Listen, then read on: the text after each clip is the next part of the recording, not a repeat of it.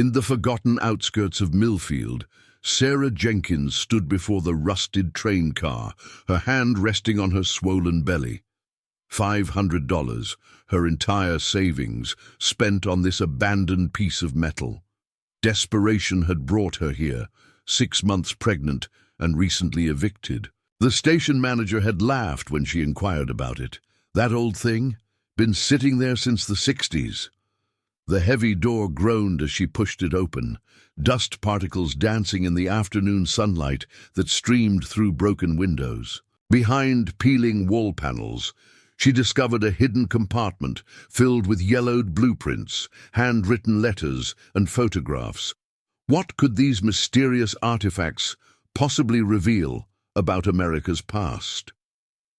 3 weeks earlier, Sarah had stood frozen in her apartment doorway, the eviction notice trembling in her hand.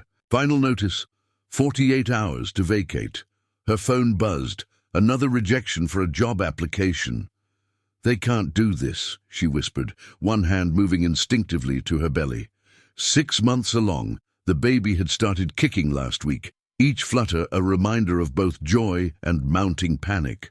Just 8 months ago, life had followed a different script. Associate editor at the local newspaper, a modest but stable income, a relationship with Mark that seemed solid enough, until the pregnancy test showed positive and he showed his true colors. "I'm not ready for this," he'd said, packing his things. "I never signed up for fatherhood." The layoffs at the paper came 2 weeks later. Budget cuts. Last hired, first fired. Her savings lasted through the 4th month of pregnancy, disappearing in a blur of doctor's appointments and rent payments. The market for writers had dried up in Millfield, a town being hollowed out by rising costs and closing businesses. She'd tried everything, sleeping on friends' couches until welcomes wore thin, applying for public housing with waiting lists. Years long, calling distant relatives who offered sympathy but no solutions. Sarah folded the eviction notice and slid it into her pocket. The baby kicked again. "I know," she murmured. "I'm working on it." The library computer lab had become her second home. That evening, she scrolled through rental listings, each one more discouraging than the last. Studio apartments started at triple what she could afford. Shared rooms specified no children on page 12 of the listings, past the apartments and rooms and even the storage units people were illegally living in. She spotted something unusual. Abandoned train car for sale, $500 as is, must remove from property. She clicked, expecting some miniature collector's item. Instead, photos showed a full-sized passenger car, rusted and graffitied, sitting on an unused spur of track behind the old station. The listing had been up for months. Sarah's journalism training kicked in. She researched the property, discovering the rail line had gone bankrupt, leaving assets in legal limbo. The station manager had apparently taken it upon himself to sell off what he could. The next morning, she met him, a grizzled man named Hank, who smelled of cigarettes and coffee. "You're the one who called about the train car?" Disbelief colored his voice as he looked at her pregnant form. "Lady, that thing's been sitting there since before I started working here. It's not exactly a nursery." "Is it structurally sound?" Sarah asked. He shrugged. "Sound enough. Railroad built things to last back then, but it's got no water, no electric, probably full of raccoons. And it costs $500 because that's what I decided," he said flatly. "Company's bankrupt, paperwork's a mess. Nobody's coming to claim it, and I need this spur cleared eventually." Sarah walked the length of the car, peeling blue paint, broken windows, rusted metal. But the frame was solid steel. The wheels were firmly on the track. "It's not going anywhere," Hank said, misreading her thoughts. "Those tracks are dead-ended, but legally you'd own the car itself." "Could I live in it? Here?" Hank scratched his stubbled chin. "Ain't zoned for residents, but company land's in receivership hell. Nobody's checking what happens on this back lot." He shrugged. "You'd be trespassing on paper, but who's going to enforce it? Not my problem once you buy it." That night, Sarah emptied her account of its last $500, fighting the voice of reason screaming that this was madness. She was trading her final financial resource for a rusted box on wheels. Her mother would have called it reckless. Her ex would have mocked her desperation. But with the baby coming and winter approaching, options had disappeared. When she returned, the next day, Hank handed her a handwritten bill of sale. "Your funeral," he said, pocketing the cash. "Got a buddy with a welding torch if you need help getting inside. Lock's rusted shut." "I'll manage," Sarah said, the key to nothing substantial now clutched in her palm. As Hank walked away, he turned back once. "You know, there's a women's shelter in Capital City." Sarah straightened her back. "I don't need shelter. I need a home." He nodded slowly, something like respect flickering across his weathered face. "Well then, good luck, train lady." Sarah's first night in the train car arrived with an unseasonable chill. The October wind whistled through broken windows, finding every crack in the metal shell. She'd brought what little remained of her possessions, a sleeping bag, some clothes, a battery-powered lantern, and 3 days' worth of food. The lock had taken an hour to break with a borrowed crowbar. Inside, decades of neglect greeted her, dust-covered seats, peeling fabric, and the lingering smell of mildew. But the structure was sound, the roof intact, no evidence of the raccoons Hank had warned about. "It's just temporary," she told her. Unborn child, arranging the sleeping bag across 2 seats she'd pushed together. "Until we find something better." But as darkness fell, Sarah's bravado wavered. The train car creaked and moaned with each gust of wind, shadows dancing in unfamiliar patterns. Her phone battery had died, leaving her truly alone. From her backpack, she pulled out the one luxury she'd allowed herself, a half-burnt vanilla candle a former co-worker had given her last Christmas. The small flame offered little warmth, but made the space feel less alien. While rearranging seats to create a sleeping platform, Sarah's candle illuminated something on the floor, a tarnished brass object, partially hidden beneath decades of grime. She picked it up, fingers tracing its contours. An old kerosene lamp, ornate and surprisingly heavy, Victorian by the look of it, with delicate etching around its glass chamber. Sarah wiped away the dirt, wondering if it still worked. The fuel reservoir felt surprisingly full. On impulse, she tried the ignition mechanism. After a few attempts, a flame sputtered to life, growing stronger until warm golden light flooded the train car. "Well," Sarah said aloud, "that's unexpected." The lamp's glow was different from her. Electric lantern softer, reaching into corners her modern light hadn't revealed. As she moved it along the wall, something caught her eye. An unusual seam in the wood paneling, too straight to be accidental damage. Sarah ran her fingers along the line. It didn't match the other panels. Pressing experimentally, she felt a slight give. She pushed harder, and with a groan of long, unused hinges, a section of the wall moved, a hidden compartment. Heart racing, she held the lamp closer. The space behind the panel was shallow but wide, running nearly 6 feet along the wall. Inside lay a collection of items carefully arranged, rolled blueprints secured with faded ribbon, a stack of letters bound in twine, and a small wooden box containing what looked like photographs. "What on earth?" Sarah whispered. She gently lifted out the blueprints, unrolling one partially. Even with her limited technical knowledge, she could see they were engineering drawings, detailed, precise, with annotations in a tight, elegant script. The date in the corner, April 17th, 1892.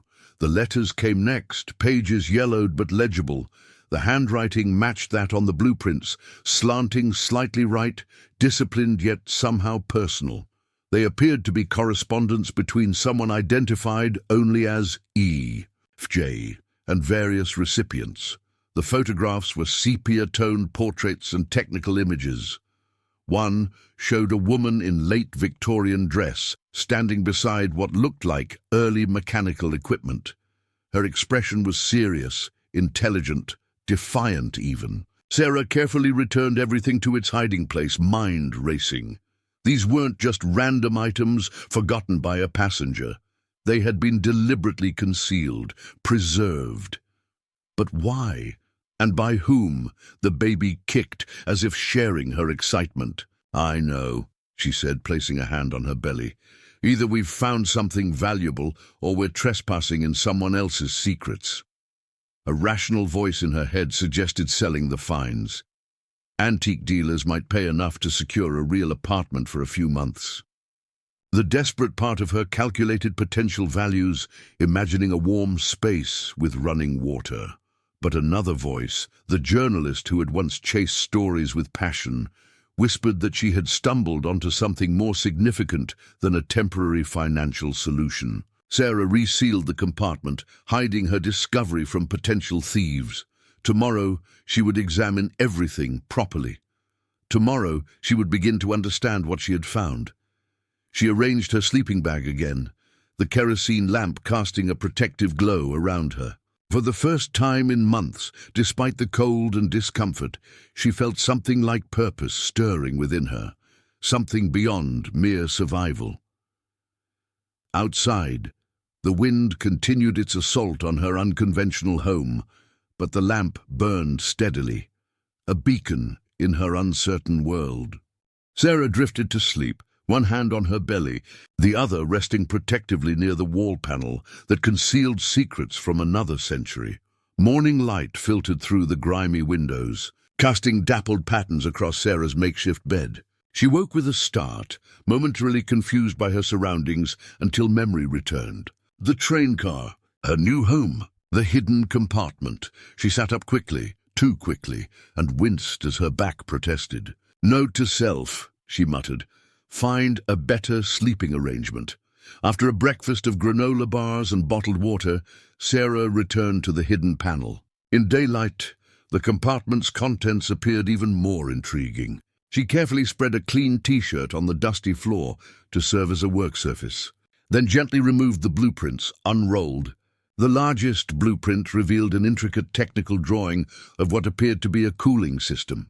Pipes, valves and chambers, meticulously illustrated with precise measurements noted in the margins. Sarah wasn't an engineer, but the complexity impressed her. This wasn't amateur work. In the lower right corner, in elegant script, "Efficient cooling apparatus, E.F. Jones, 1892. Sarah examined the other blueprints. Variations on the same design, detailed close-ups of specific components, and what looked like implementation schematics for different applications. All signed the same way, E.F. Jones. Who were you, E.F. Jones? Sarah whispered. The name triggered no recognition. Sarah had studied American history in college, had even taken a course on inventors and innovation. Why hadn't she heard of Jones? A cooling apparatus from the 1890s would have been revolutionary. She checked her phone, battery at 15%. Enough for a quick internet search, but she'd need to find a place to recharge soon.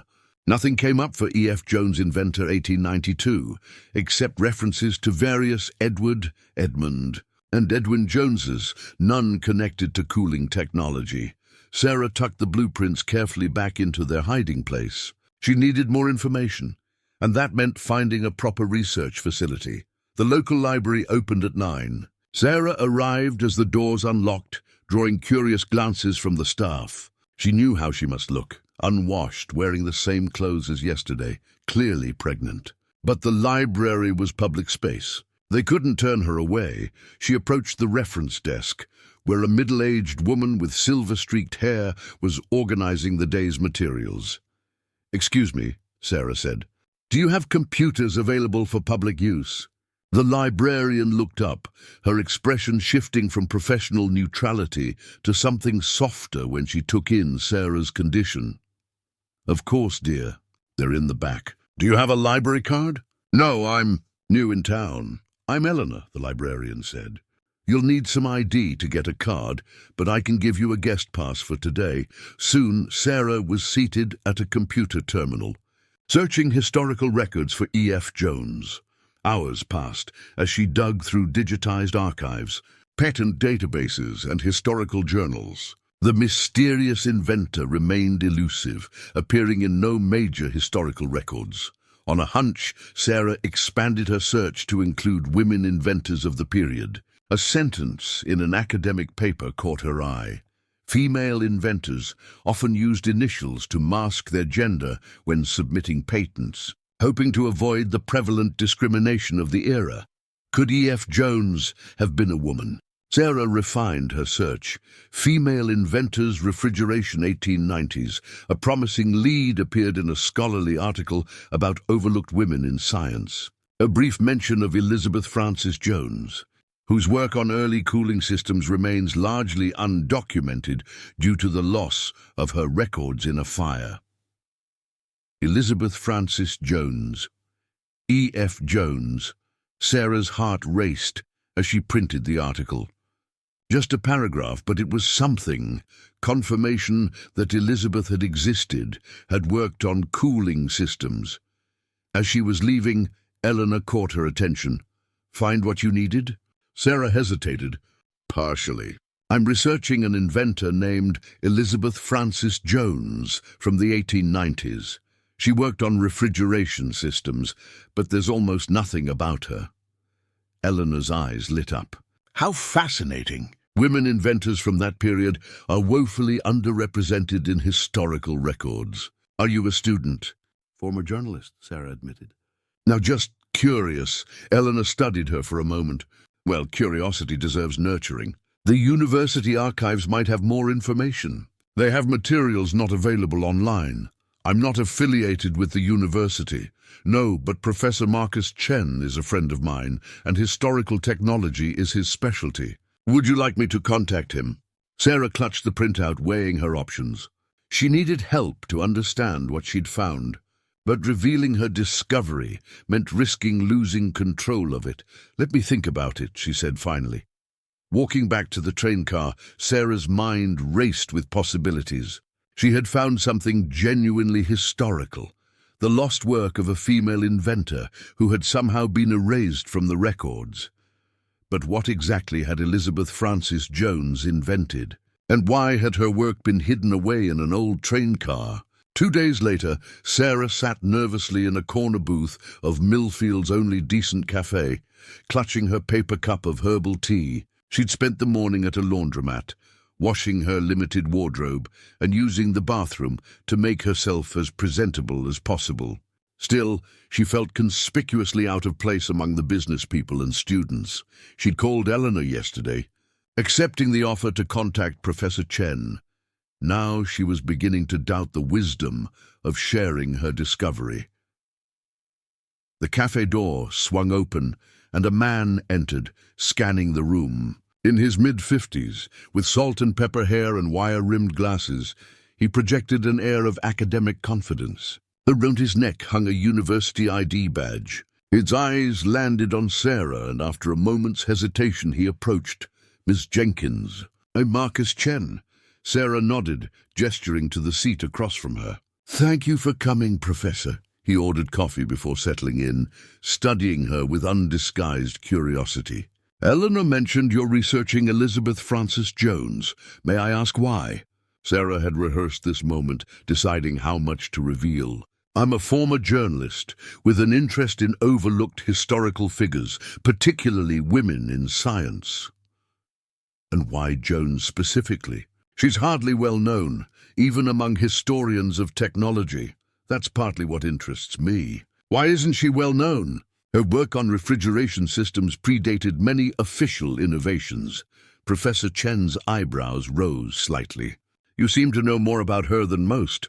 "I've only found passing references in my research, a footnote in the history of innovation." He sipped his coffee. "What have you discovered?"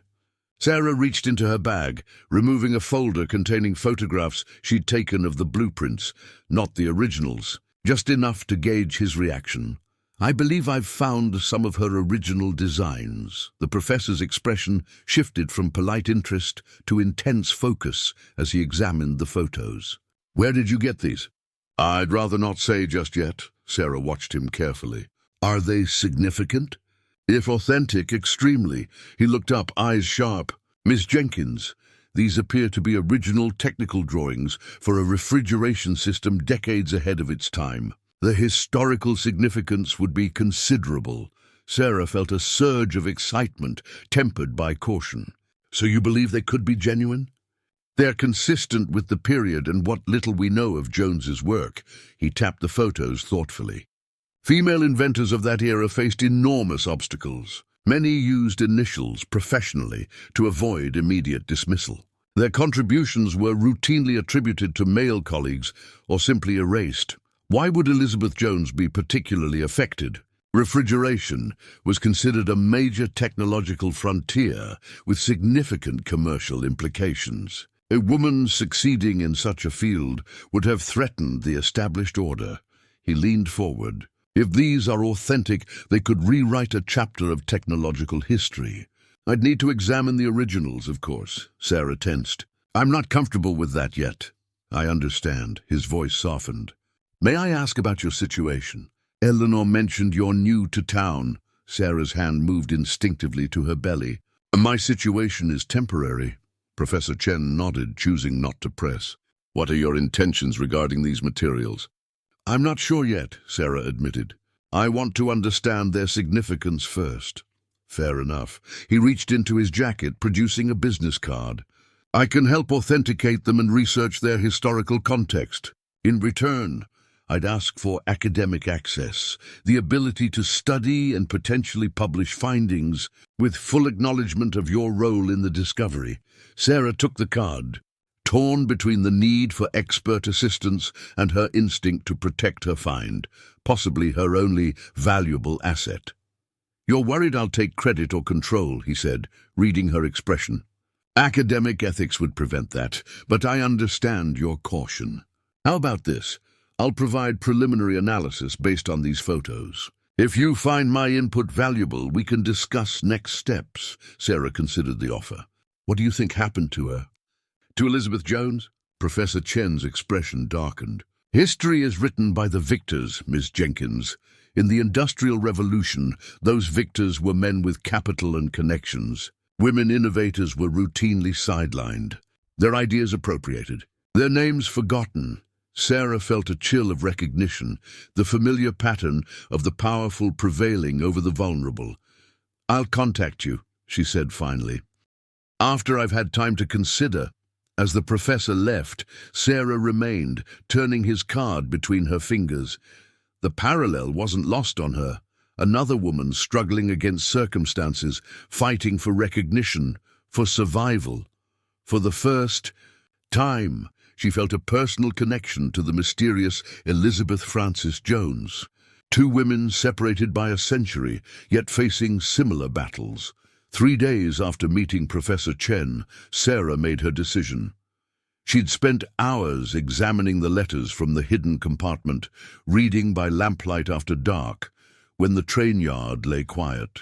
The more she read, the more she felt connected to Elizabeth and convinced the professor could help uncover the full story. She called him from the library phone.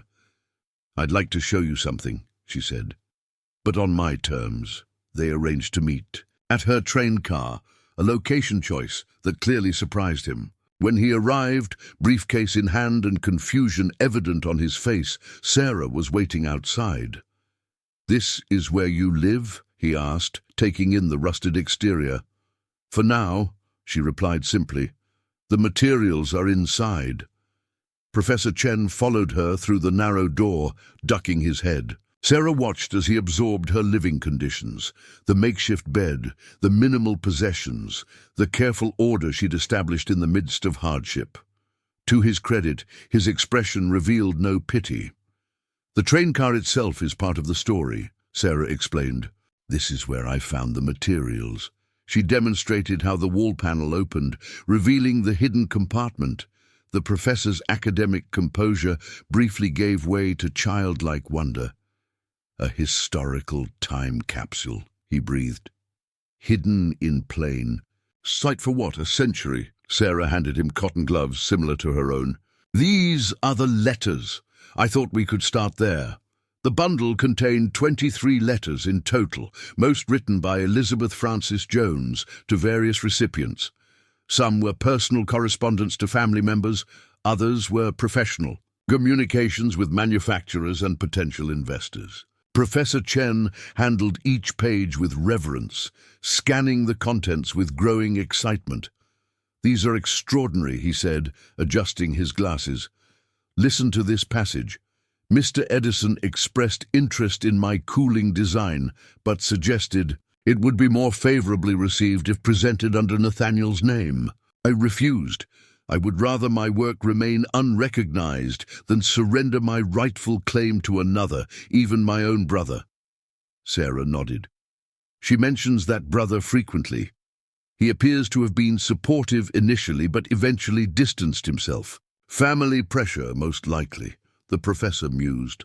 "Social norms were powerful constraints. A sister's unladylike pursuits could damage a man's business prospects." They continued through the letters, piecing together Elizabeth's story. Born to a moderately wealthy Boston family in 1862, she had shown early aptitude for mechanics and mathematics. Unlike most women of her era, she had received encouragement from her father, a progressive-minded professor. "Here's another significant passage," Professor Chen said, pointing to a letter dated March 1893. "Today, I received the 4th rejection of my patent application. The reasons shift with each submission, but the true objection remains unstated. They cannot abide a woman claiming such an innovation. Mr. Harrison has offered to purchase my designs outright, but his terms amount to robbery, and I would disappear entirely from the record." "Harrison," Sarah repeated. "That name appears in several letters. He seems to have been her main adversary." "Harrison Refrigeration," the professor said thoughtfully. "One of the earliest commercial refrigeration companies in America, founded by William Harrison in the 1890s. He looked up sharply. "They're still in business today, as part of a larger conglomerate." Sarah felt a chill. So, if Harrison ultimately got hold of Elizabeth's designs, the company's founding innovations might actually have been hers, he finished. It would rewrite corporate history. They continued reading as afternoon faded to evening. The letters revealed Elizabeth's increasing frustration with the patent system, her financial struggles, and her determination to see her work recognized. The final letter in the bundle, dated December 1894, struck a more ominous tone. "Threats have now replaced offers. Mr. Harrison's associates made it quite clear what might befall a woman who continues to be, in their words, difficult.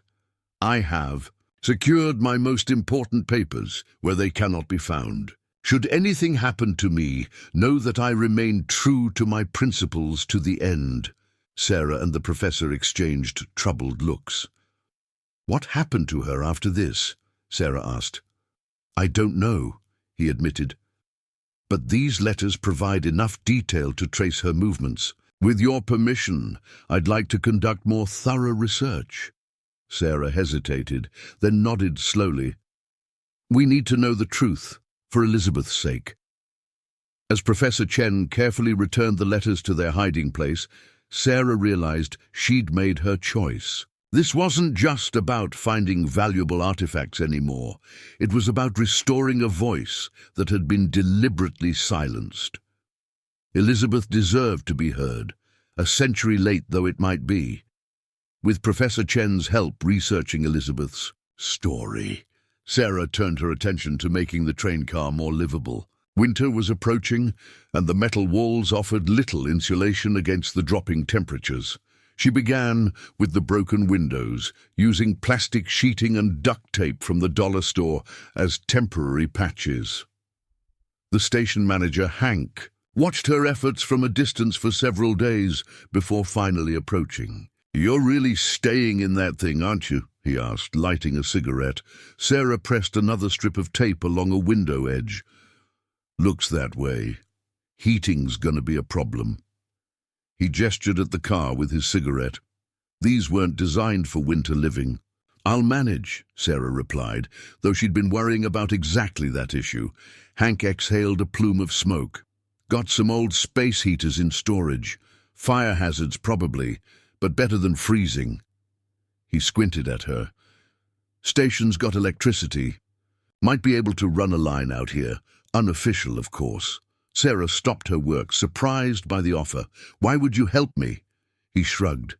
30 years working this yard. I've seen all kinds. Most people looking for handouts. You're actually building something. He glanced at her belly. Besides, can't have a baby born in my train yard without heat. Bad publicity. The next morning, Sarah discovered a coil of heavy-duty extension cord on her doorstep, along with a space heater that had seen better days but still functioned. As she worked to improve her shelter, Sarah developed a routine. Mornings at the library, using their internet to search for freelance writing jobs. Afternoons working on the train car. Evenings examining Elizabeth's artifacts with the help of Professor Chen's research. While prying up damaged floorboards to check for structural issues, Sarah's crowbar hit something solid. Kneeling awkwardly with her pregnant belly, she worked the object free from beneath the floor. A wooden box, about the size of a small toolbox, secured with a rusted latch. When opened, it revealed a collection of antique tools, precision instruments for detailed mechanical work, a jeweler's loop, calipers, specialized wrenches, tiny screwdrivers. Each tool was engraved with the initials EFJ. Sarah ran her fingers over the instruments, imagining Elizabeth using them to build her prototypes. This wasn't just documentation of an invention. These were the actual tools that had created it. The discovery energized Sarah. That weekend, she scrubbed the train car's interior with bleach solution, scraping away decades of grime. She arranged a few possessions with care, creating distinct areas for sleeping, eating, and working. With the space heater running, the car began to feel almost cozy. Her work attracted attention from others in the area. The trailer park at the edge of the train yard housed a small community of people living on society's margins. They watched her with initial suspicion that gradually transformed into curiosity. Walter was the first to approach, a wiry man in his 70s who had once worked the railroads himself. He arrived carrying a folding chair and a thermos. "Thought you might like some real coffee," he said, pouring a cup without waiting for a response. "That instant stuff'll kill you." Sarah accepted the mug gratefully. Walter settled into his chair, content to watch her work in companionable silence. "My daddy worked these same lines," he said eventually. "Back when the Baltimore, Ohio still ran through here. This spur was busy then. Passenger service 3 times daily. Do you know how old this car is?" Sarah asked, seizing the opportunity. "This one?"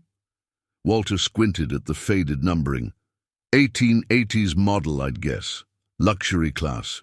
Would have been decommissioned sometime in the 30s. Railroad kept some cars for storage or maintenance operations. Sarah thought about the hidden compartment, about Elizabeth's tools. "Do you think someone could have used it as a workshop?" Walter nodded slowly. "Sure. Back then, railroad employed all kinds of specialists.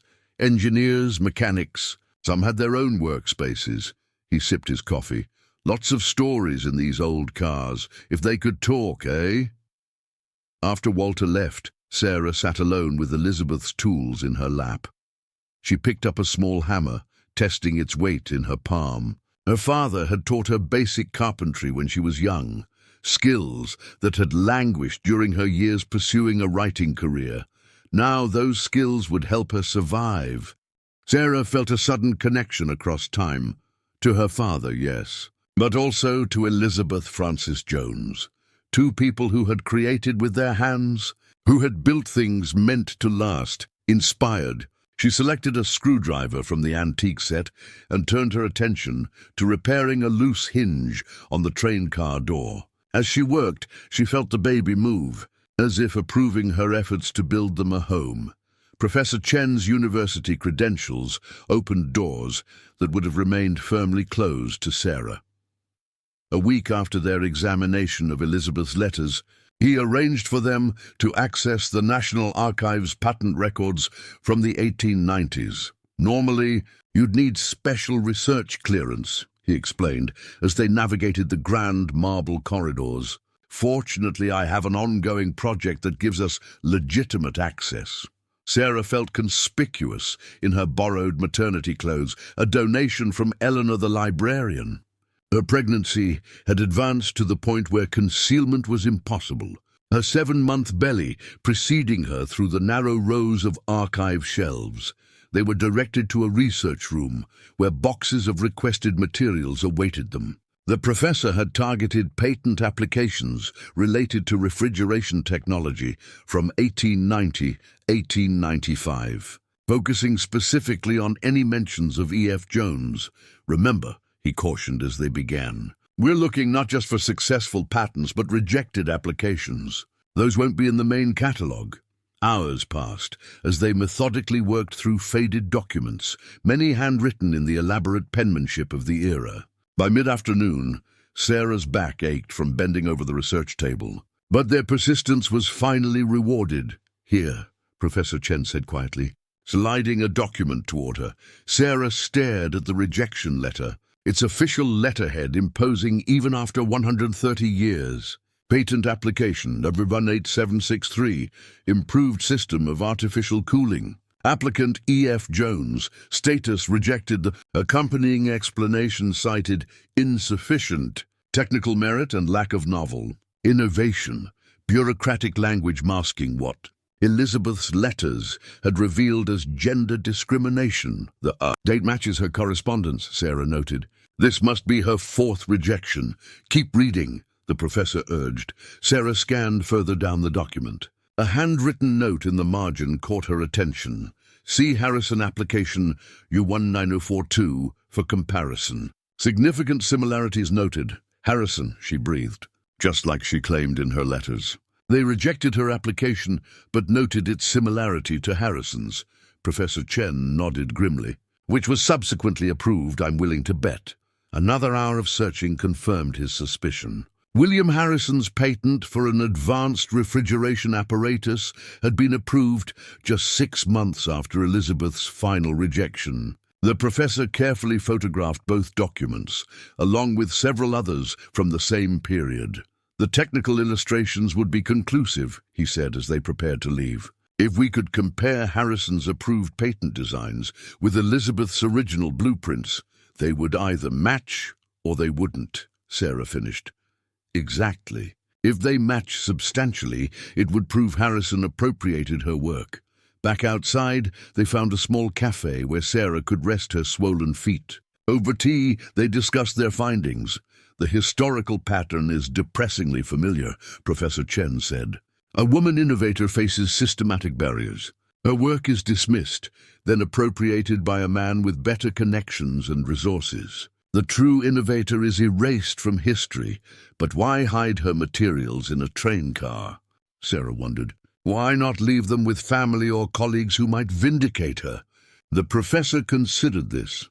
Her final letter mentioned threats. Perhaps she feared her papers would be destroyed if found. A train car, especially one on a remote spur, might have seemed a clever hiding place, but how did she have access to it? That's our next research question. We need to establish her connection to the railroad. He tapped his fingers thoughtfully on the table. I have colleagues at the Railroad Historical Society. They maintain employment records going back to the company's founding. Sarah shifted uncomfortably, both from her physical condition and a growing awareness of the story's implications. If we prove Harrison stole her design, what would that mean today? The company still exists. Historically, it would be significant. Another example of erased female innovation finally recognized. Professor Chen hesitated. Legally and commercially, that's more complicated. The modern Harrison refrigeration is part of a major corporation. They wouldn't welcome this revelation. You think they'd try to suppress it? I think corporations protect their founding narratives fiercely. They're not just stories. Their brand identity, corporate culture, marketing leverage. Sarah rested a hand on her belly, feeling the baby shift. So pursuing this could be risky. Professor Chen studied her thoughtfully. You're already taking risks, Miss Jenkins. living in that train car, preparing for a child alone. The question is whether Elizabeth's story matters enough to add one more. She thought of the letters, the tools, the rejected patent application, pieces of a life dedicated to innovation, only to be erased. She thought of her own precarious situation, her own struggle for recognition and stability. It matters, she said firmly. Elizabeth deserves the truth, even if it's a century late. The professor smiled for the first time that day. Then let's continue digging. The past isn't as buried as people think. Sometimes it's just waiting for the right person to uncover. The Millfield Gazette wasn't much of a newspaper, a weekly publication with a circulation of barely 3,000, covering local events, business openings, and high school sports. Sarah knew this from her unsuccessful job application there when she first arrived in town. Now, ironically, she found herself on its front page. Local woman transforms abandoned train car into home. The headline was accompanied by a photo of Sarah standing proudly beside her increasingly habitable train car. She hadn't authorized the picture. A passing reporter had spotted her unusual renovation project and found it newsworthy. Walter brought her a copy, chuckling at her dismay. "Looks like your famous train lady," he teased. Smoothing the paper against his knee, Sarah scanned the article with growing unease. Most of it focused on the novelty of her living situation. Pregnant woman converts historic train car. Determined mother-to-be creates unique home. But the final paragraph mentioned historical artifacts, she had discovered. "Inside, I never said anything about artifacts," she told. "Walter, reporters," he scoffed, "make up half what they print," but Sarah knew better. The station manager, Hank, had been quoted extensively in the article. He must have mentioned her discovery. Her phone rang. "Professor Chen." "I've seen the article," he said without preamble. "This complicates things. How bad is it?" Sarah asked, stepping away from Walter. "It depends on who reads it. Most people will see it as human interest fluff. But if someone from Harrison Refrigeration happens to notice, they might make the connection to Elizabeth's patents." Precisely. These companies have people who monitor for potential IP issues or historical claims. Sarah glanced at Walter, who was politely pretending not to listen. "What should we do?" "Accelerate our research. I've contacted my colleague at the Railroad Historical Society. He's found employment records from the 1890s. Elizabeth Frances Jones was indeed connected to the railroad, not as an employee, but as a consultant. She designed cooling systems for food transport cars. The information clicked into place for Sarah. That's why she had access to this particular train car. She might have used it while working on her designs. It appears so. I'd like to bring my colleague to see the blueprints. He could help establish provenance and historical context. Sarah agreed, but her anxiety lingered after ending the call. The newspaper article had exposed her discovery to potential scrutiny. More concerning, it had revealed exactly where she lived and the fact that she was alone. Over the next few days, Sarah noticed increased traffic near the train yard. Cars driving slowly past, occupants staring at her converted home. Most were likely just curious locals, but one vehicle appeared multiple times. A black luxury sedan with tinted windows. Eleanor from the library confirmed Sarah's fears when she visited Bering. A basket of prenatal vitamins and homemade bread. "Someone's been asking about you," she said. Settling into the chair Sarah offered. "Well-dressed man, not from around here. Asked very specific questions about what you'd found in the train car." "What did you tell him?" "Nothing substantial." "I don't know anything substantial." Eleanor's eyes crinkled with concern. "But he seemed very interested. Left his card in case I remembered anything." She handed Sarah a business card. Embossed black lettering on heavy cream stock. James Harrison III, President and CEO, Harrison Refrigeration Systems. Sarah's blood ran cold. The modern heir to William Harrison's company was already investigating. She showed the card to Professor Chen that evening. His expression grew grave. "This is moving faster than anticipated," he said. "Harrison's interest confirms our suspicions about Elizabeth's innovations being appropriated by his ancestor." What does he want after all this time? The patents expired a century ago. Corporate legacy. Founding myths. Harrison Refrigeration markets itself as a pioneer built on American innovation. The professor tapped the card thoughtfully. If it becomes known their foundation was actually built on stealing a woman's work, especially in today's climate of corporate social responsibility, it could damage their brand considerably. Sarah wrapped her arms protectively around her belly. So what now? We need to secure the evidence, first and foremost. I'd recommend moving Elizabeth's materials to the university archives, where they can be properly preserved and protected. And me? Sarah asked quietly. Professor Chen's expression softened. I'm concerned about your safety here, especially in your condition. The train yard is isolated, and now your location is public knowledge. Before Sarah could respond, Walter appeared at the train car door, his weathered face unusually solemn.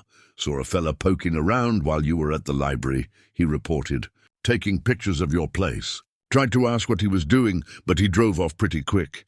He glanced at the business card still in Sarah's hand. Fancy car, like one of them foreign luxury models. Sarah exchanged worried looks with the professor. The Harrison connection was moving from theoretical concern to practical threat with alarming speed. Perhaps, Professor Chen suggested carefully, it's time to consider alternative accommodation, at least temporarily, but Sarah shook her head, surprising herself with her own resolve. This is my home now, and Elizabeth trusted these materials to this place for over a century. Her hand drifted to the hidden compartment. I'm not abandoning either.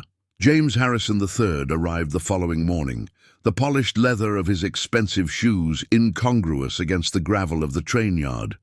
Sarah watched his approach through the recently repaired window. Tall, with silver-threaded dark hair and the confident posture of generational wealth, he looked exactly like what he was, corporate royalty, surveying a potential threat.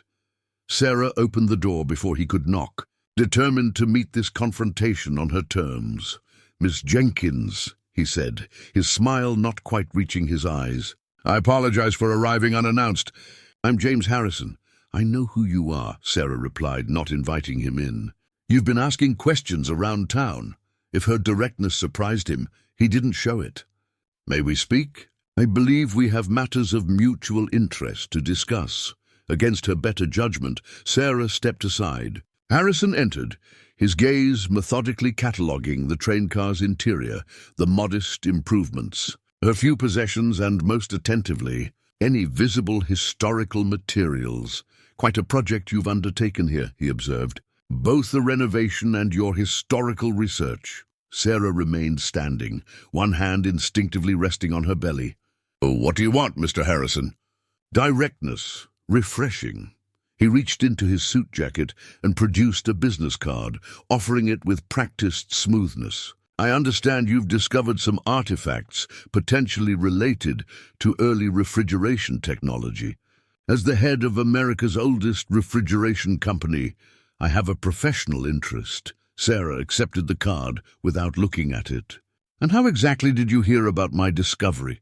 Small-town newspapers often contain fascinating stories. We monitor media for mentions of historical refrigeration developments, part of our corporate heritage program. His practiced smile returned.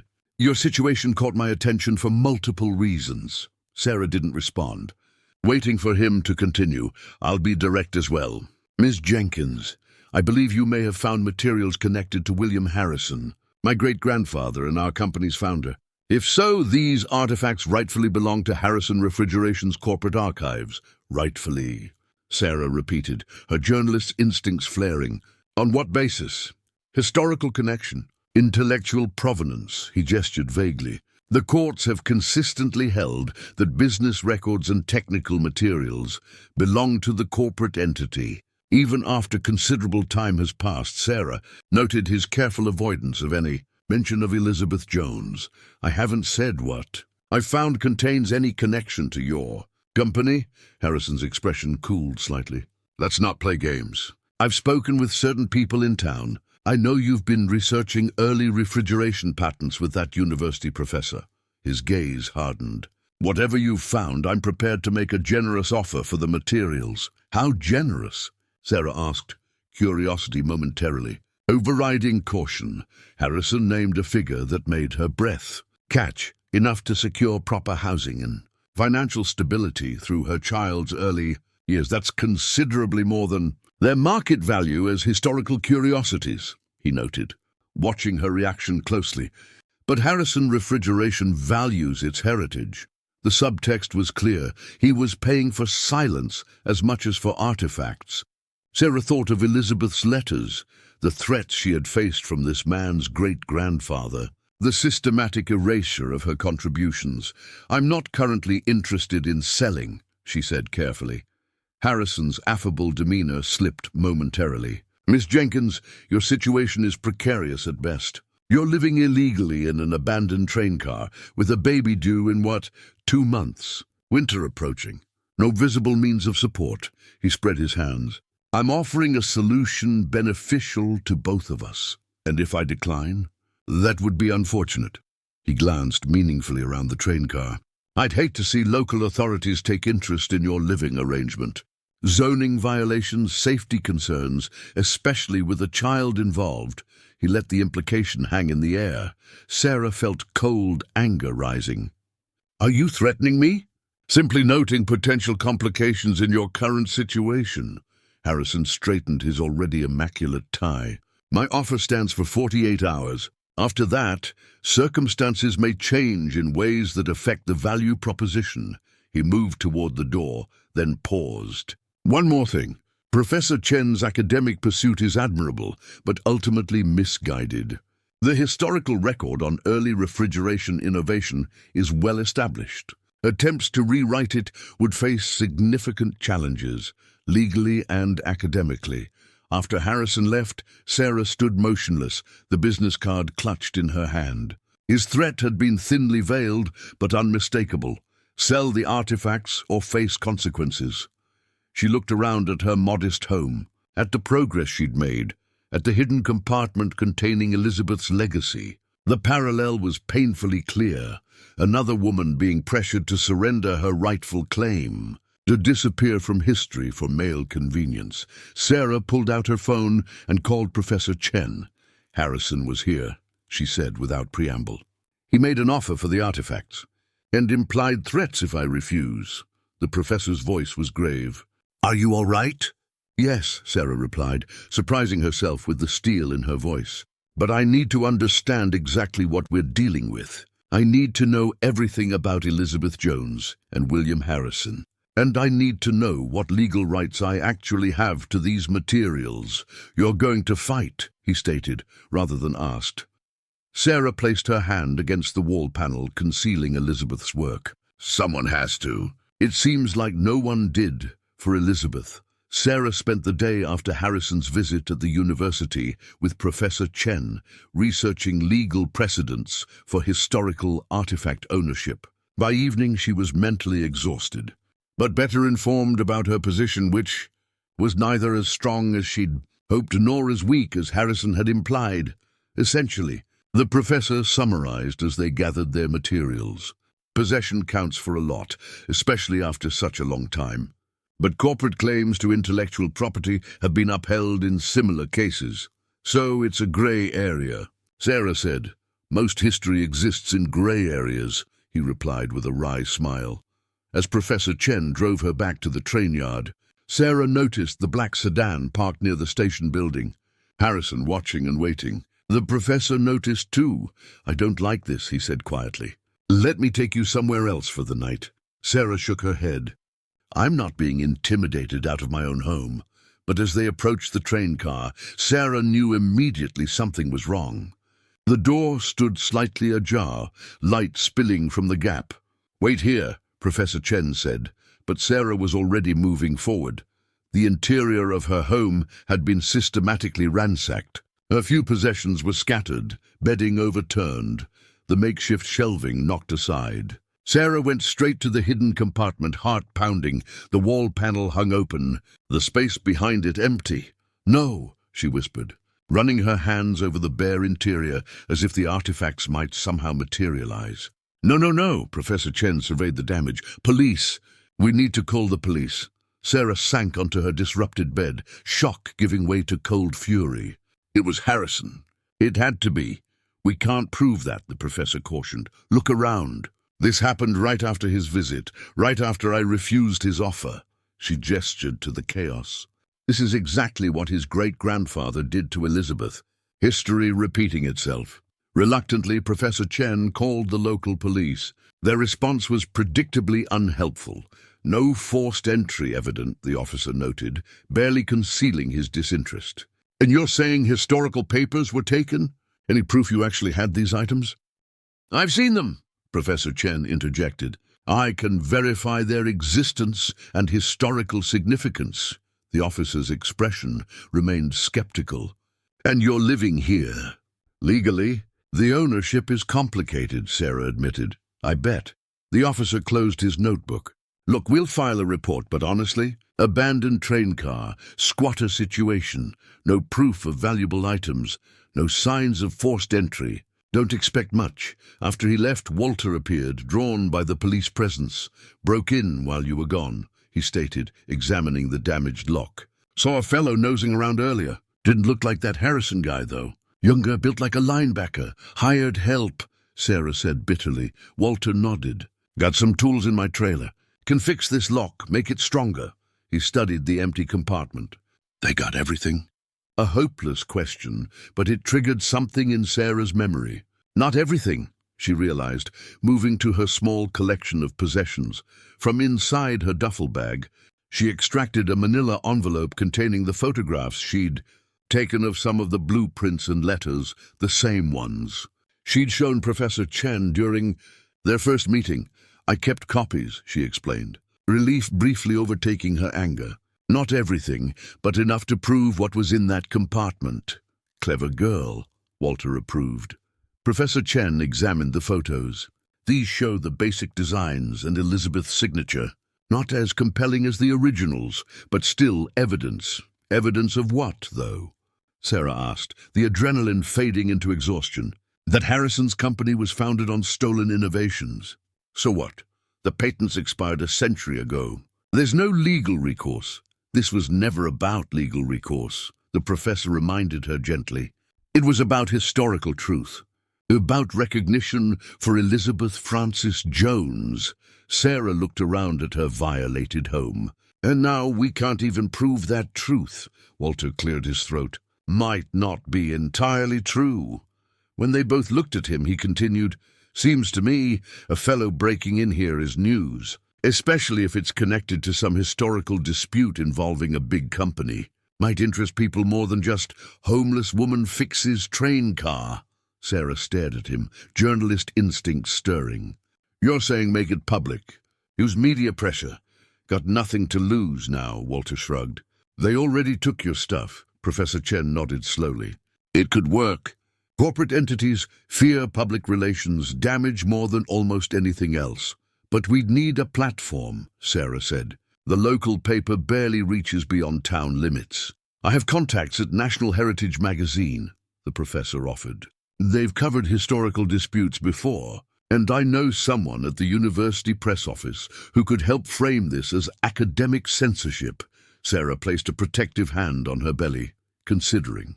Going public would escalate the conflict dramatically, potentially making Harrison even more aggressive. But staying silent meant accepting defeat for herself and for Elizabeth. "Let's do it," she decided. "But first, I need to make sure this doesn't happen again." She gestured around the train car. "I need security, for me and for whatever evidence we still have." Walter nodded approvingly.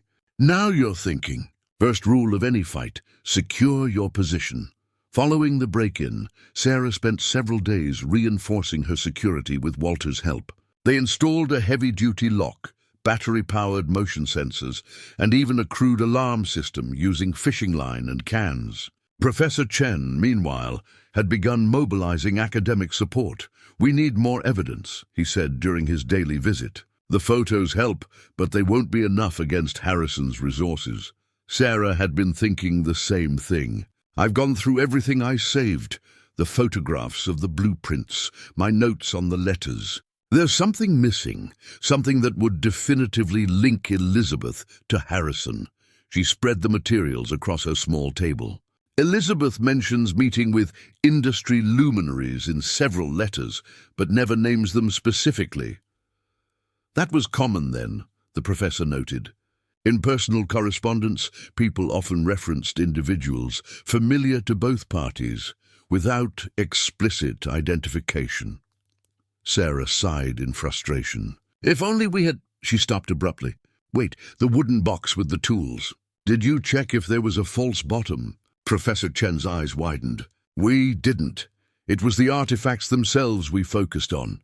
Sarah scrambled for the antique toolbox, the one item the thieves had overlooked, perhaps dismissing it as junk. She emptied the precision instruments carefully, then ran her fingers along the interior. There's something, she murmured, pressing on a slight indentation. With a faint click, a thin panel lifted, revealing a hidden compartment beneath. Inside lay a single folded paper, not a letter or blueprint, but a photograph, yellowed with age, its edges worn. The image showed a group of men in formal Victorian attire gathered around what appeared to be an early refrigeration unit. Among them stood a single woman, her posture proud despite being relegated to the edge of the frame. That's her, Sarah whispered. Elizabeth. Professor Chen examined the photo carefully. This is remarkable. Look at the men.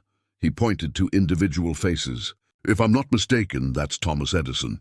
And beside him, Nikola Tesla. These were the leading inventors of the era, and Elizabeth was among them, Sarah said, triumph in her voice. This proves she was recognized by her contemporaries, even if history forgot her. The professor continued studying the image. There's more. This man here. He indicated a portly figure with a distinctive beard. I believe that's William Harrison himself. Sarah looked closer. Are you sure? Reasonably. I've seen photos of him in historical journals. And look at this. He pointed to a placard visible in the photograph. National Inventors Conference, Chicago, 1893. Can we verify Elizabeth's attendance? Official records. We can try. Professor Chen's excitement was palpable. This places her directly in the circle of major inventors, and specifically with Harrison. It's a crucial piece of evidence. They spent the afternoon at the university library, accessing digital archives of the 1893 conference. After hours of searching, they found the official attendee list, and Elizabeth's name was conspicuously absent. She's not here, Sarah said, deflated. Even though the photograph clearly shows her presence, Professor Chen wasn't surprised. Common practice, unfortunately. Women were often excluded from official records, even when physically present. They might be listed as assistants, guests, or omitted entirely, so we still can't prove she was recognized professionally. Not from official records, no. But the photograph itself is evidence. He enlarged the image on his laptop. Look at her positioning. She's not standing apart as a mere observer or assistant. She's among the inventors, engaging with the device. Sarah studied the image again. Elizabeth stood with one hand on the cooling apparatus, clearly explaining something to Tesla, who was listening attentively. Not the posture of an assistant or guest, but of a colleague, an equal. We need to find more information about this conference, Sarah decided. Newspaper accounts, personal journals, anything that might mention Elizabeth specifically. A search through digitized newspaper archives yielded a promising lead. Coverage of the conference in the Chicago Tribune, including detailed reporting on the demonstrations and discussions. Here, Professor Chen said, highlighting a paragraph. Among the notable presentations was a revolutionary cooling system demonstrated by William Harrison, which drew considerable attention from Edison and Tesla. Sarah frowned. Elizabeth isn't mentioned. No, but this is Harrison presenting her technology just months after her patent was rejected and his was approved. The timing aligns perfectly with Elizabeth's letters about him stealing her design. It's still circumstantial, Sarah said, Without the original blueprints to compare with Harrison's patent, yes, but we're building a compelling narrative. Elizabeth's letters claiming theft. A rejected patent application followed by Harrison's approved one with significant similarities. Now photographic evidence placing her at the same conference where Harrison presented his innovation. The professor tapped the screen confidently. History is built on connecting such dots. Sarah carefully returned the photograph to its hiding place in the toolbox. This single image had dramatically strengthened their case. Elizabeth Frances Jones, erased from official records yet captured forever on film, standing proudly among the greatest inventors of her age. Harrison's ancestor tried to erase her from history, Sarah said quietly. And now Harrison himself is trying to complete the job. Professor Chen's media contacts moved faster than Sarah anticipated. Just a week after discovering the photograph, she found herself preparing for an interview with National Heritage magazine, a respected publication focusing on American history and preservation. They're sending Diane Mercer, the professor explained during their preparation session. She's known for investigative pieces on historical controversies. Will it be just print or... Sarah asked, suddenly conscious of her limited wardrobe and very pregnant appearance. Video component for their online platform. Don't worry, he added, noticing her expression. Your situation adds human interest to the academic aspects. It makes the story more accessible. Sarah wasn't entirely convinced, but the opportunity to publicize Elizabeth's story and Harrison's theft of her artifacts outweighed her personal discomfort.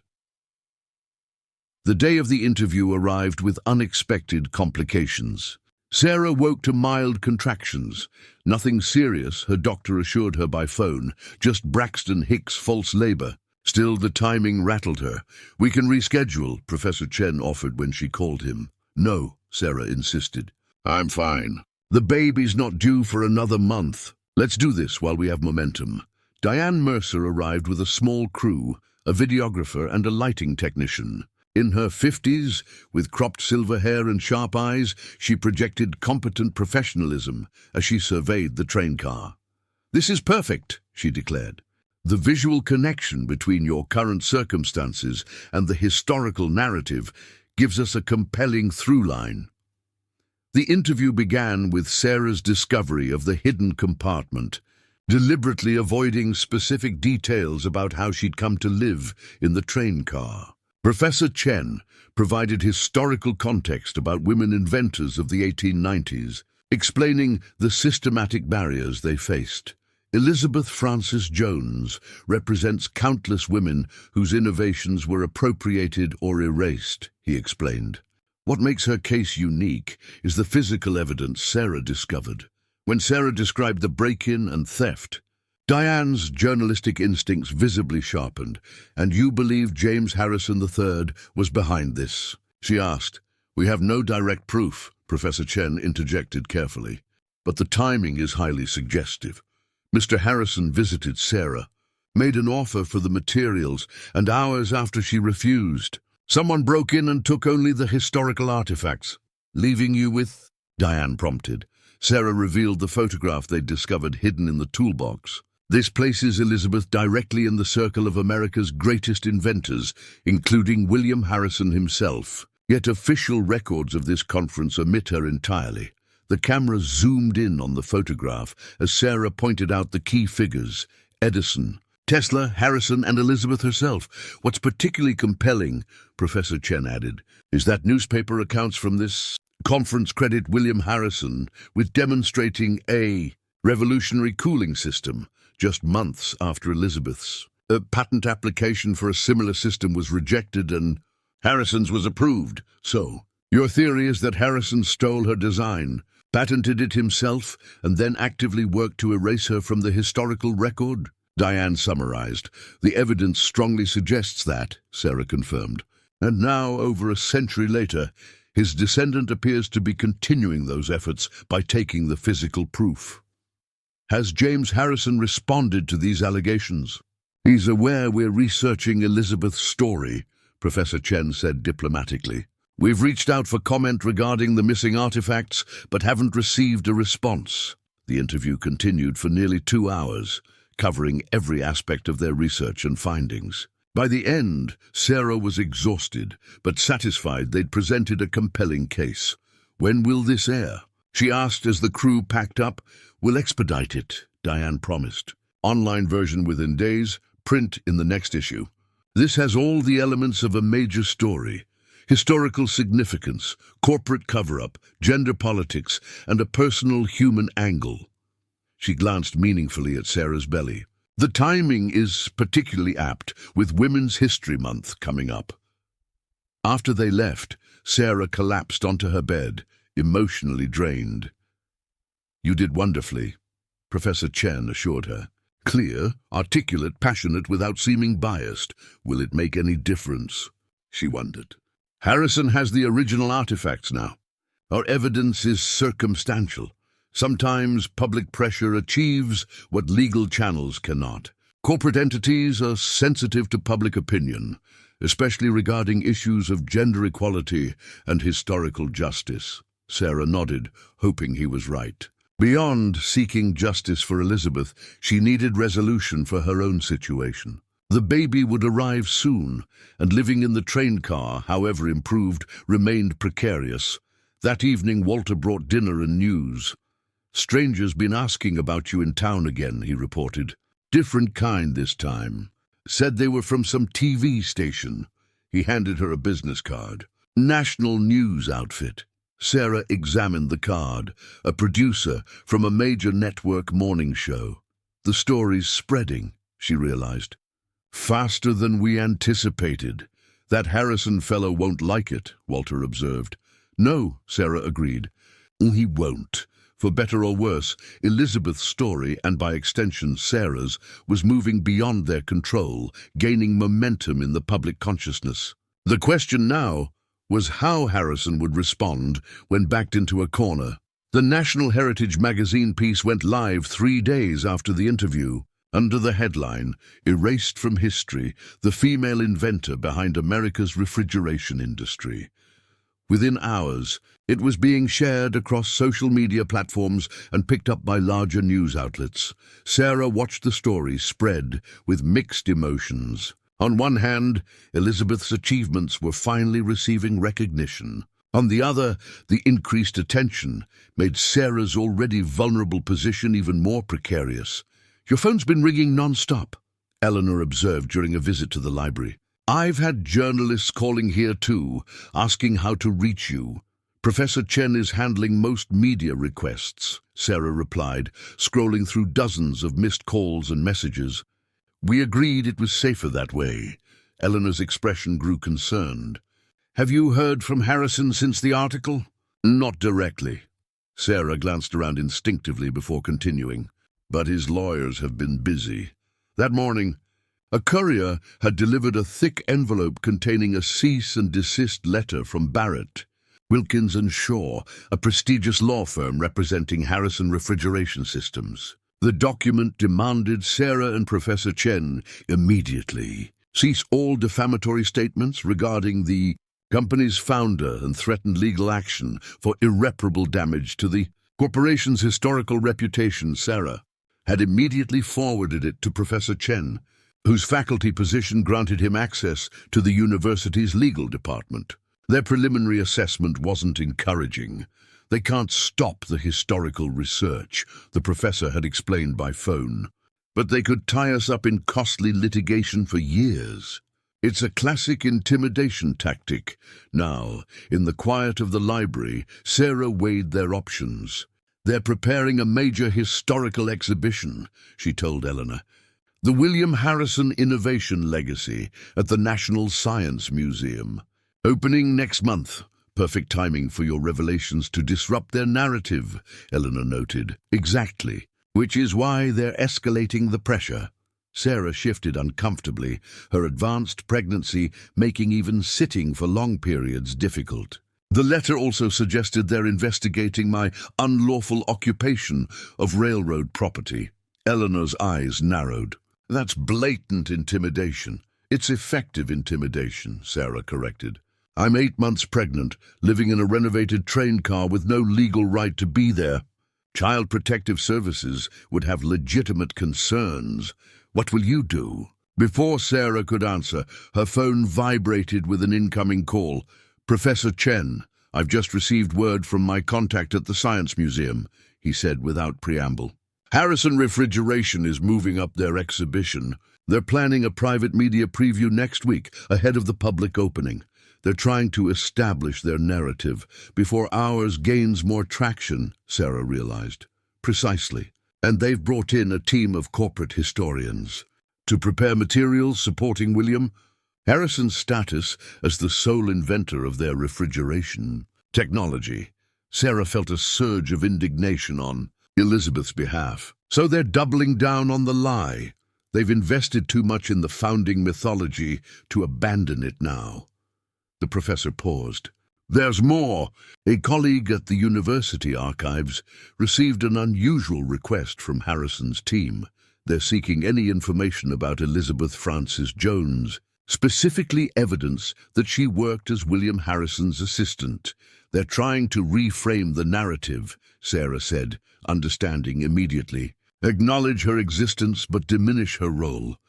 A common tactic when complete denial becomes untenable.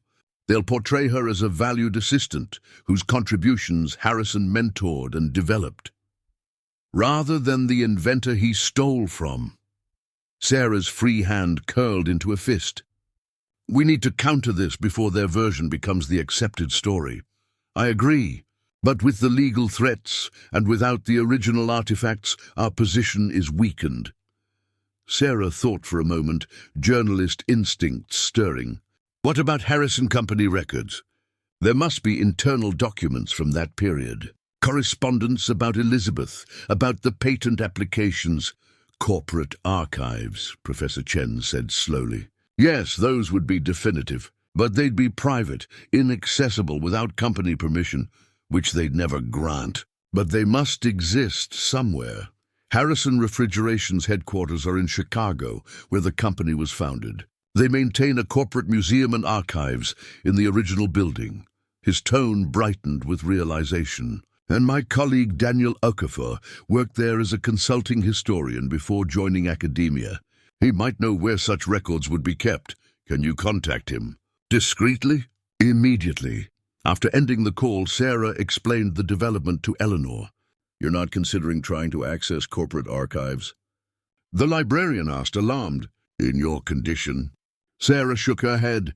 "No, but Professor Chen might be able to. If we can find documentation from within Harrison's own company that confirms Elizabeth's role or the theft of her designs, it would be irrefutable," Eleanor finished. "Exactly. They've taken Elizabeth's materials to silence her story. But if their own historical records contradict the myth they've built," Sarah smiled grimly, "well, that would be poetic justice, wouldn't it?" Daniel Okafor, Professor Chen's colleague, provided the information they needed with surprising speed. His 3 years as a consulting historian for Harrison Refrigeration had given him intimate knowledge of their archives, and apparent reservations about how the company managed its historical narrative. The most sensitive materials are kept in what they call the Founders Collection, he explained during a video call with Sarah and Professor Chen. "Restricted access, climate-controlled room in the corporate headquarters basement. I've only been allowed in twice, always supervised." "What's in there?" Sarah asked. "Original correspondence, William Harrison's personal journals, early business records. Materials deemed too historically valuable for regular archival storage."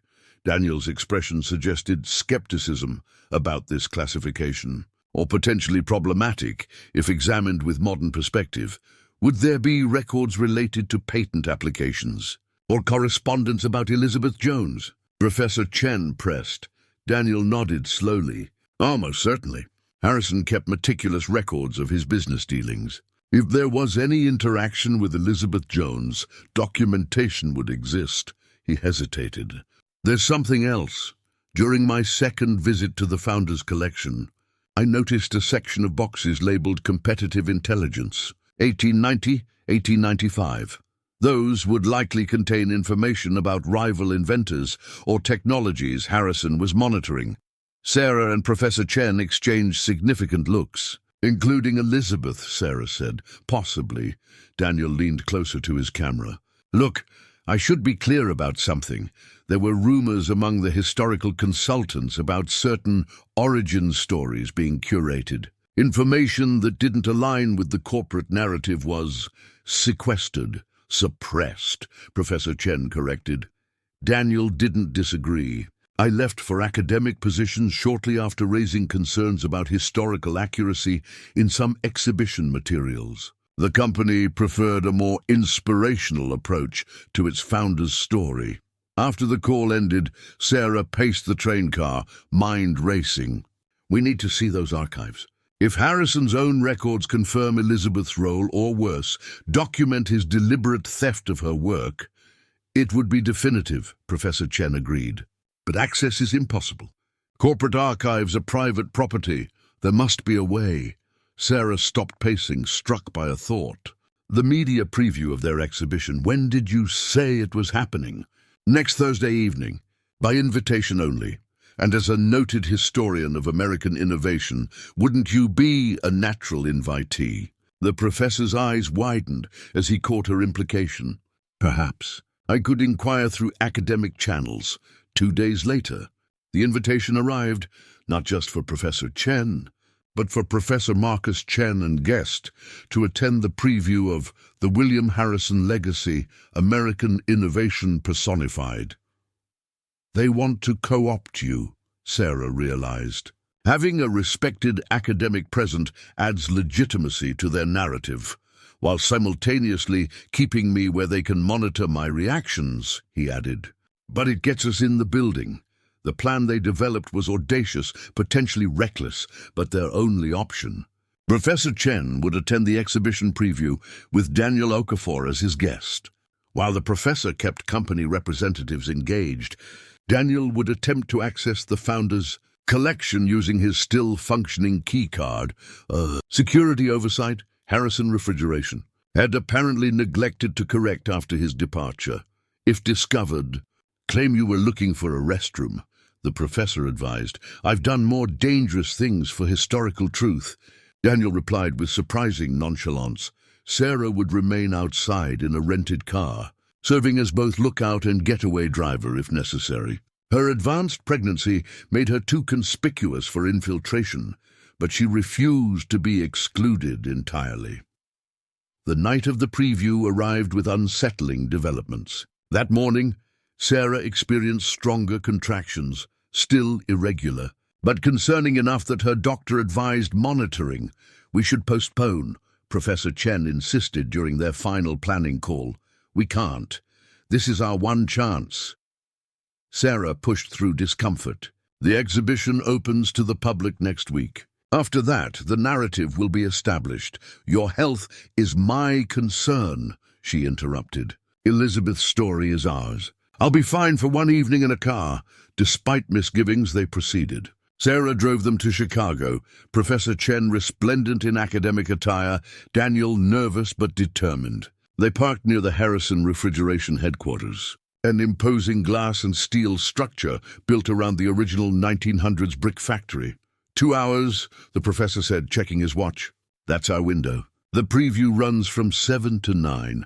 If we're not back by 8:45, leave," Daniel added seriously. "I'm not going anywhere without you," Sarah replied. As the men departed for the main entrance, Sarah settled into the driver's seat, one hand resting on her active belly, the other clutching her phone.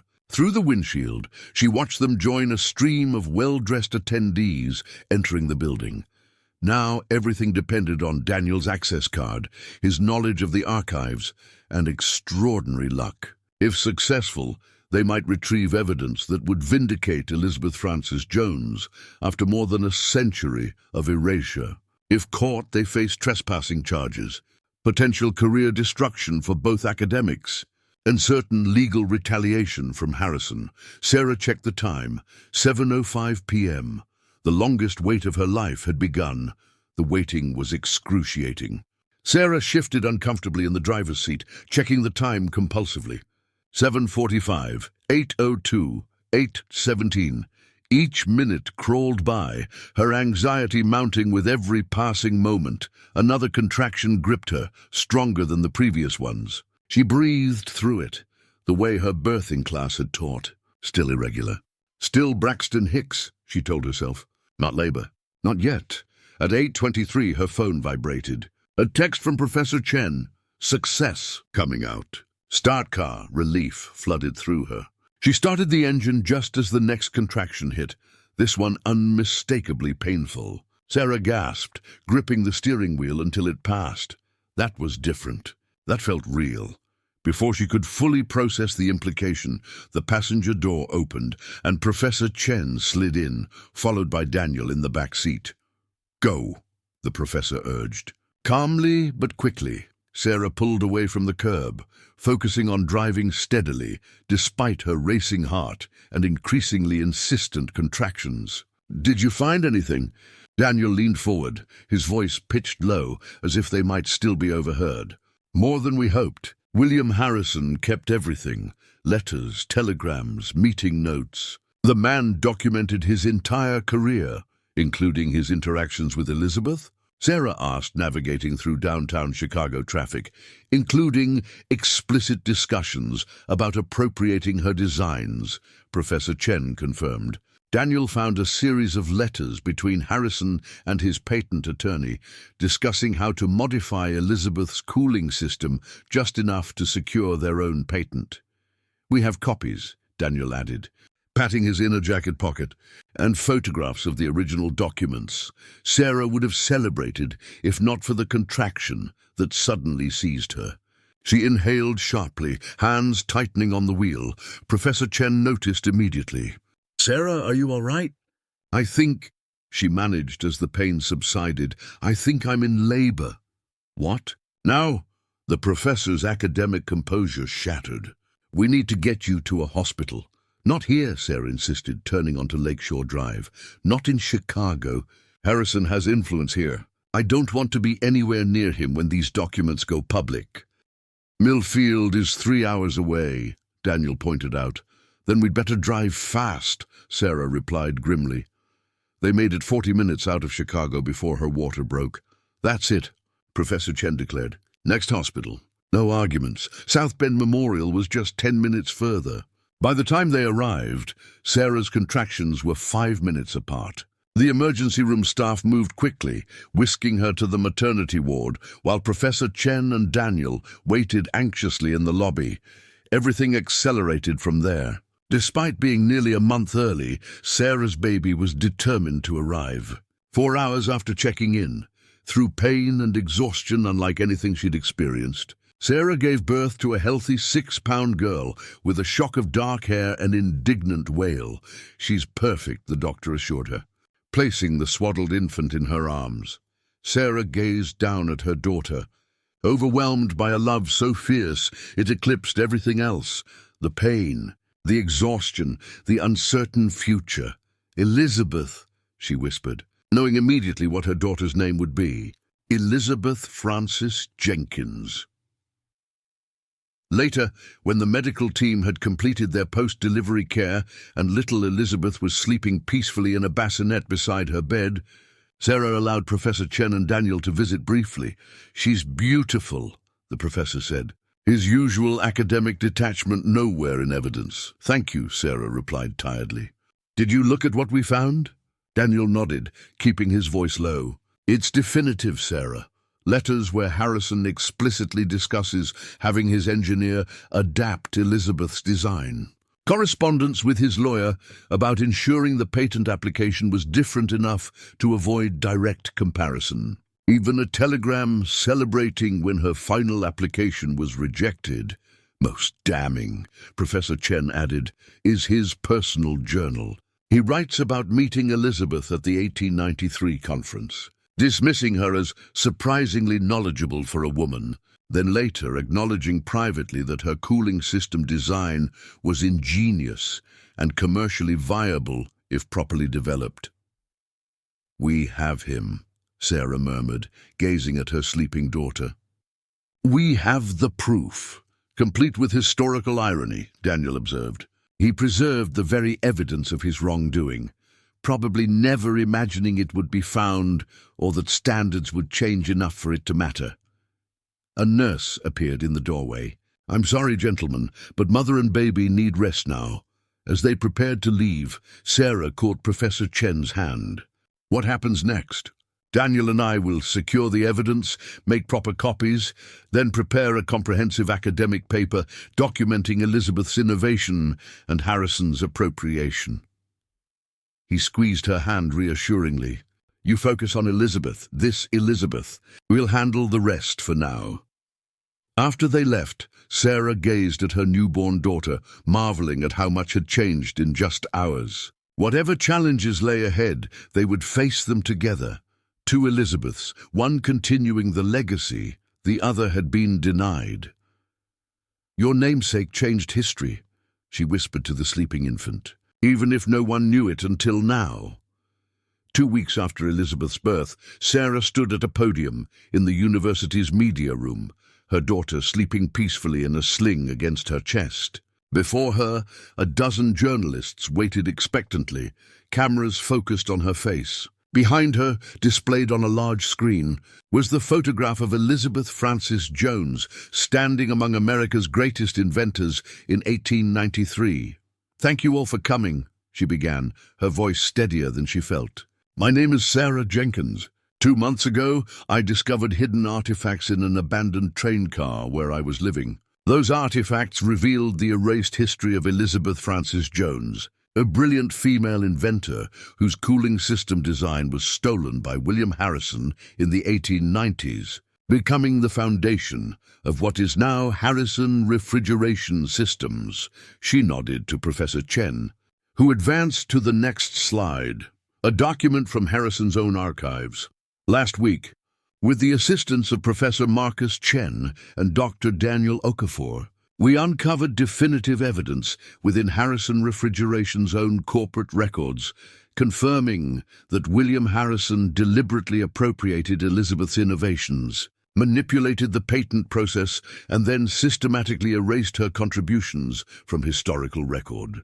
Cameras clicked rapidly as journalists scribbled notes. In the back of the room, Sarah noticed a man in an expensive suit speaking urgently into a phone. Harrison's representative, no doubt, already crafting damage control. Professor Chen stepped forward. "The documentation is extensive and unambiguous," he stated, gesturing to the projected images. "William Harrison's personal journal entries explicitly acknowledge both the superiority of Elizabeth Jones's design and his intention to claim it as his own. His correspondence with patent attorneys details their strategy to modify her work just enough to secure their own patent." A reporter raised her hand. "Has Harrison Refrigeration responded to these allegations?" "They were invited to today's press conference, but declined to attend," Sarah replied. "However, we've provided their legal department with copies of all materials we'll be presenting today." Another journalist stood. "The company is opening their William Harrison Legacy exhibition at the National Science Museum tomorrow. Will these revelations affect that?" "That's a question for Harrison Refrigeration," Professor Chen answered diplomatically. "As historians, our concern is historical accuracy, not corporate public relations." Dr. Okafor took the podium next, presenting a detailed timeline of Elizabeth's innovations, patent rejections, and Harrison's subsequent patent approval. He displayed side-by-side comparisons of her original blueprints, photographed before their theft, and Harrison's approved patent drawings. "The technical similarities are unmistakable," he explained. "These are fundamentally the same cooling system, with minor cosmetic modifications made specifically to circumvent patent scrutiny." Sarah returned to the podium for closing remarks.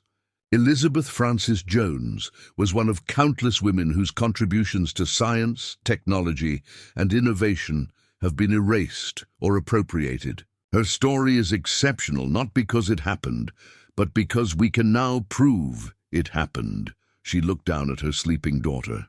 "I named my child Elizabeth Frances in her honor." Not because I expect my Elizabeth to become an inventor, but because I want her to grow up in a world where women's achievements are recognized and respected, not stolen and suppressed." The room erupted in questions. Sarah fielded them confidently, drawing on her journalism background.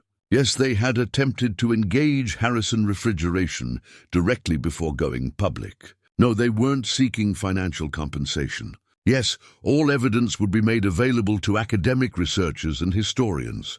As the press conference concluded, the man in the expensive suit approached the podium. "Miss Jenkins," he said, offering a business card. "Anthony Walsh, General Counsel for Harrison Refrigeration Systems. Mr. Harrison would like to speak with you privately." "Anything Mr. Harrison wishes to discuss can be addressed here." "With Professor Chen and Dr. Okafor present," Sarah replied. Walsh's expression tightened. "This situation could be resolved more amicably in private." "There's nothing to resolve," Sarah said firmly. "Elizabeth's role in creating your company's foundational technology is now historical fact, documented by your founder's own records. We're not asking for anything except acknowledgement of the truth. Ms. Jenkins, the corporate narrative of a century-old company isn't changed overnight based on selected historical documents presented by individuals with obvious personal motivations." His gaze flickered to baby Elizabeth. "Mr. Harrison is prepared to be quite generous in exchange for a more nuanced public statement."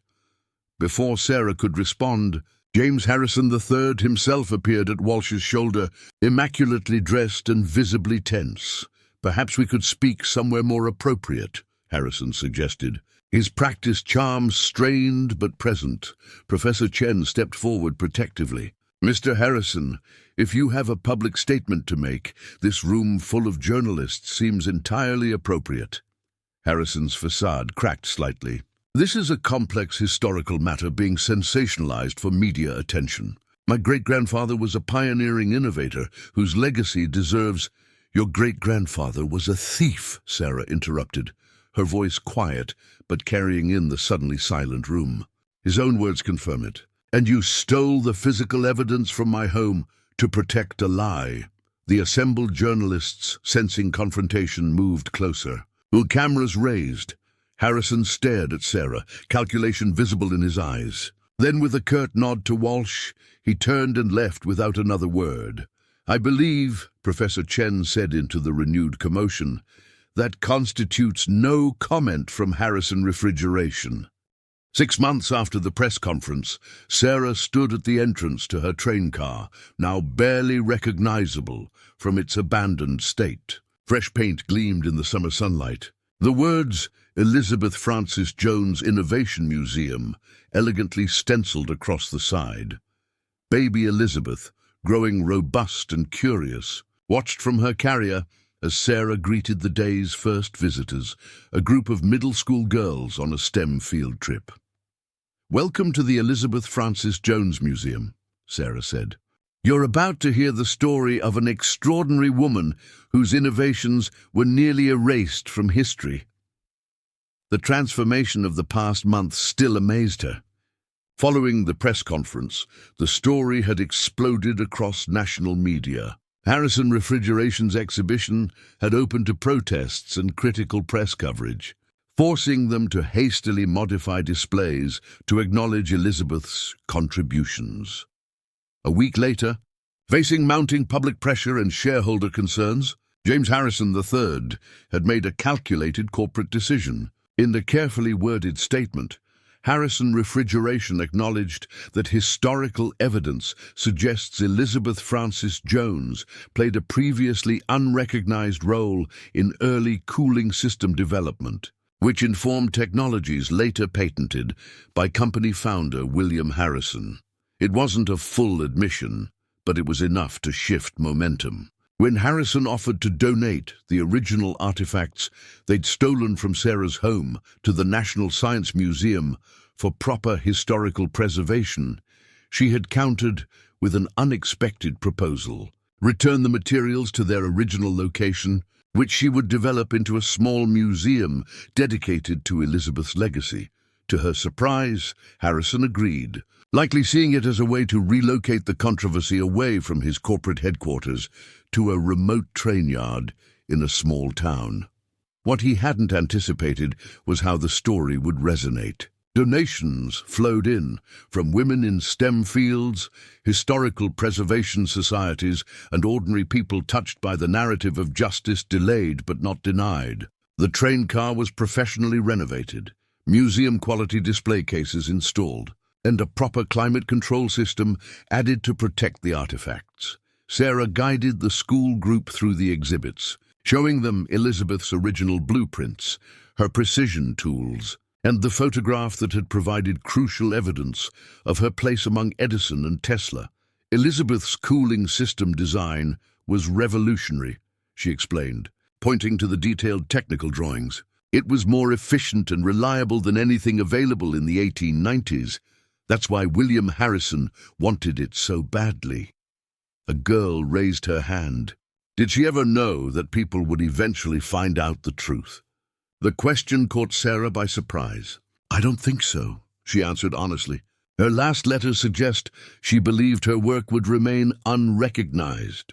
But she preserved the evidence anyway, for history, for truth, even without knowing if it would ever matter. After the group departed, Sarah settled on the bench outside the train car, baby Elizabeth drowsing against her shoulder. The train yard had been transformed as well, with a small garden and picnic area where visitors could sit and reflect.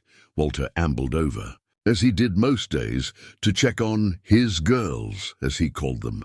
Good turnout today, he observed, lowering himself onto the bench beside her. Another school group coming this afternoon, Sarah replied. And Professor Chen is bringing some visiting scholars from Europe tomorrow. Walter nodded approvingly. Place is getting downright famous. It was true.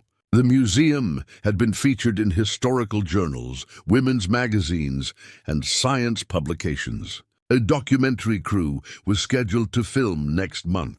Sarah had even received a book deal offer to tell the complete story of Elizabeth Frances Jones and her own parallel journey. Never expected this outcome when you bought this rusty box, did you? Walter asked. Sarah smiled, remembering her desperation that first day, the eviction notice in her pocket, the baby kicking inside her. Not remotely.